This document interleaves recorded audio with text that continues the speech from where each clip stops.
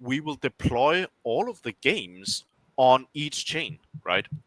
And basically the way that we are going to construct the tokenomics of the OC token is that for you to be a liquidity provider for a casino game, you need to lock certain amount of OC tokens together with your stablecoin liquidity.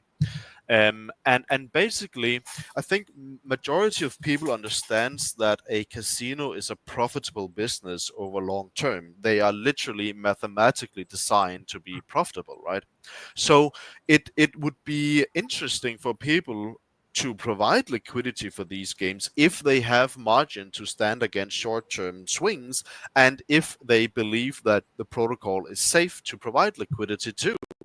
So we will have games where the RTP percentage, which is called return to player, you can have a game, a video slot where the RTP is 98%, effectively giving the game a 2% margin.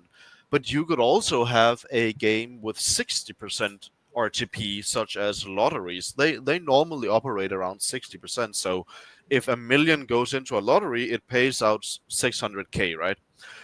So when you create a new liquidity position in OnChain.bet, you can select exactly which game you would like to provide liquidity for. You can see the programmed RTP. You can follow the progress of that liquidity. Are you down? Are you up? All of these things in real time. And basically, you can provide liquidity on each chain. So if you see a lot of sudden adoption over at base chain, you can move your tokens over there. So you're either ready to sell for a profit for the token, or you're ready to provide liquidity for a lot of new incoming volume on the games. And what we really like about this one token multi-chain is that every time we adopt a new chain, it brings more demand to the exact same token, right? Instead of minting an entirely new supply, we are actually just adding demand on the same token. And for us to adopt a new EVM chain, we just deploy all of the same contracts. We just integrate the chain, and then there we go. People can now start to play the exact same game on the chain of their preference. And that is kind of a new technology that CCIP is enabling.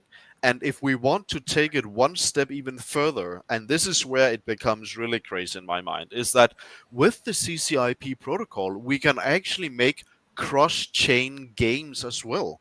So imagine we make a jackpot wheel, for instance, but where someone can participate from Sonic versus someone on Ethereum versus someone on BNB, and we can have the VRF, the winner will be basically calculated on one chain, and then the CCIP protocol will adopt that result and make the payouts, or take in the funds and pay to the winner, no matter what chain you're playing from.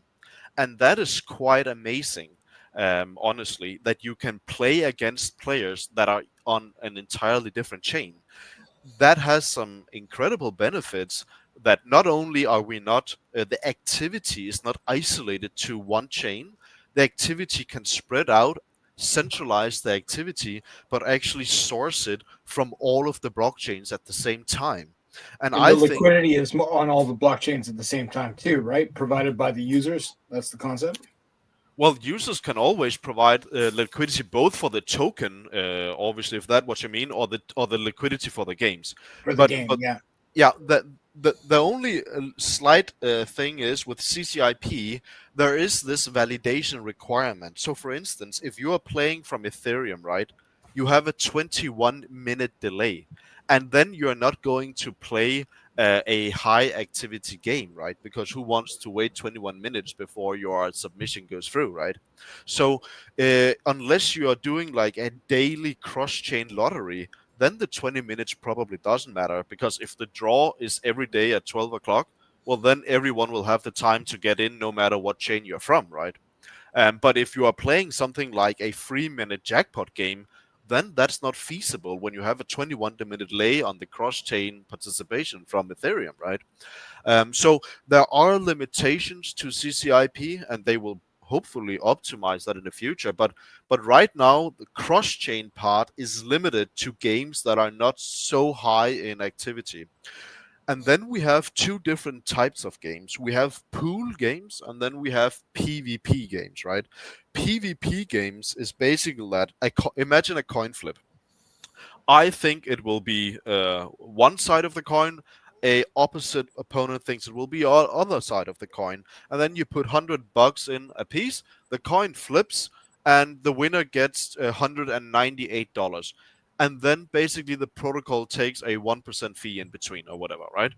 That's a PvP game where the platform wins 100% of the time because you just match one player versus another player and take a service fee in between. That is why you see a PvP fee earning.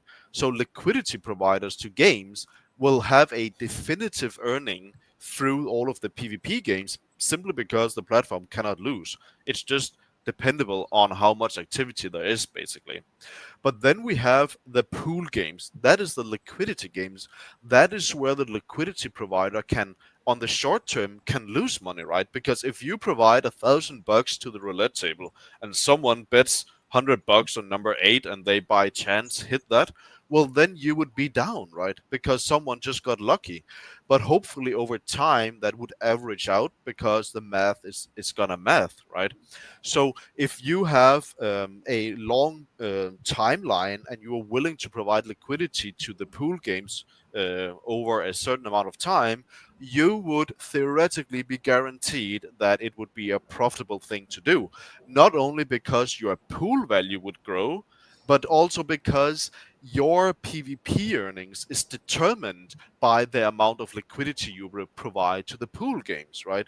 So you have a double income earning from providing basically liquidity to a math code that is built to be in your advantage, right? So all of these things will be done completely decentralized, on-chain everything in the same ethos as we did with the Pulse pod one.